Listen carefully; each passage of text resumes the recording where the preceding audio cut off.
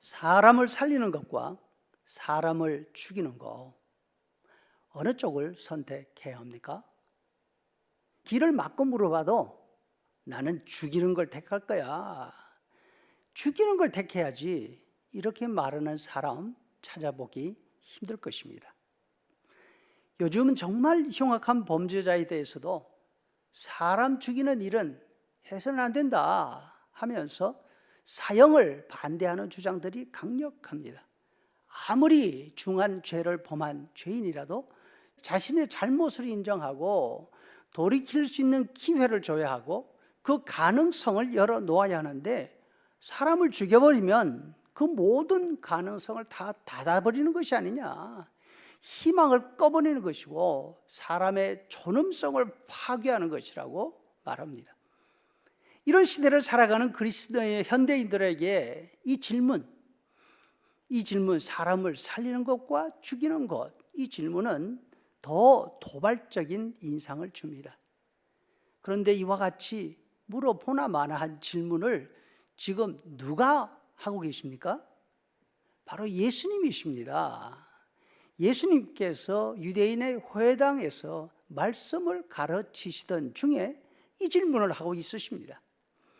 그럼 상대는 누구입니까? 죄인들이 아니라 바리새인들입니다. 바리새인들은 성경 전문가들이었습니다. 성경을 가르치는 선생들이었습니다. 어린 아이가 아니라, 글씨를 모르는 시골 사람들이 아니라, 중범죄자가 아니라 성경을 관리하고 성경을 가르치면서 다른 사람들을 지도하던 지도자들에게 예수님께서 이 질문을 지금 하고 있으십니다. 그런데 놀랍게도 예수님의 이 질문을 받은 바리새인들은 아무런 말을 하지 않습니다. 말문이 막혔을까요? 대신 이들은 바깥으로 몰려 나갑니다. 그리고 자신들에게 그런 질문을 한 예수님을 죽여버리는 방법이 없을까? 헤롯 당과 의논했다. 마가는 그렇게 말을 합니다. 헤롯 당이 누구입니까? 당시 갈릴리 지방을 다스리고 있던 왕 헤롯 안디바 쪽에 붙어서 왕의 일을 하는 사람들을 말합니다. 바리새인들은 이 헤롯 당 사람들을 매국노라고, 죄인이라고 강력하게 비판하고 있는 실정입니다.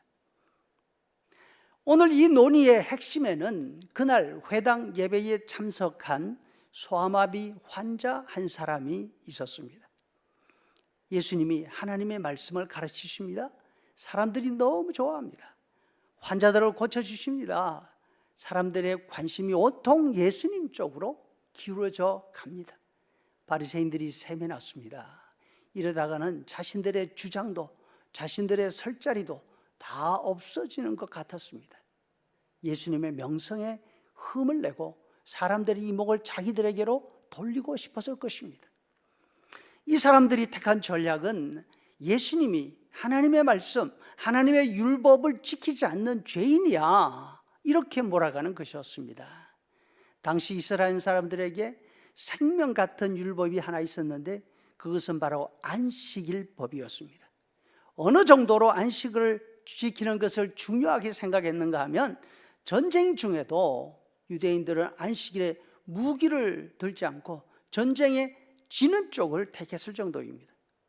그래서 예수님이 안식일에 병든 사람을 고치신다면 그것을 빌미로 예수님이 안식일을 범했다, 안식일에 일한 사람이다, 이렇게 몰아갈 생각이었던 것이죠.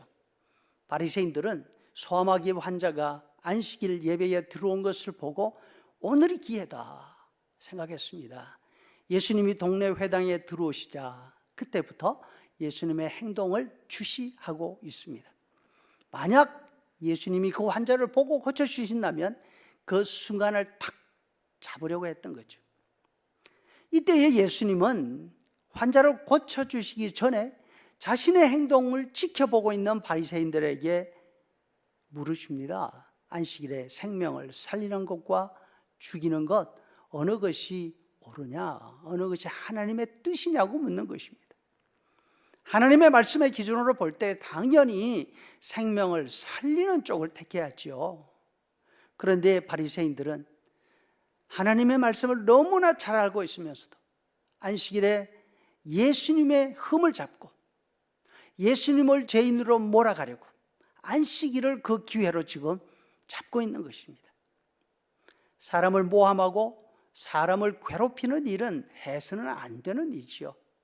이 정도는 아이들도 알고 있습니다. 특히 예배하는 날 예배당에서 그런 일을 한다는 건 말도 안 되는 것입니다. 그렇다면 바리새인들은 안식일에 생명을 죽이는 이런 일을 해서는 안 되는 그 일을 꾸미고 있는 이유가 무엇일까요? 그것은 성경을 몰라서가 아니고 바로 그 일에 자신들의 이익이 걸려 있기 때문입니다. 우리가 만일 하나님의 말씀을 알고 있는가? 내가 정말로 하나님의 말씀을 존중하고 순종할 마음이 있는가? 이런 질문이 생긴다면 그 질문에 대한 해답을 찾으려면 우리의 이익이 그 말씀에 걸려 있을 때를 생각해 보면 됩니다.